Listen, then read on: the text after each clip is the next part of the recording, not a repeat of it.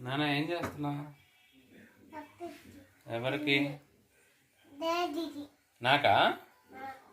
ఇంకా ఎవరెవరికి ఇస్తా? పిండా? నాకు ఇస్తావా చపాతి? మమ్మీకి ఆర్పేసి ఇస్తావా? నాకు ఇస్తావా? మమ్మీకి, పాపాకి, అత్తకి ఇస్తావా? నాయనమ్మకి, అమ్మమ్మకి ఇస్తావా? తాతయ్యకి,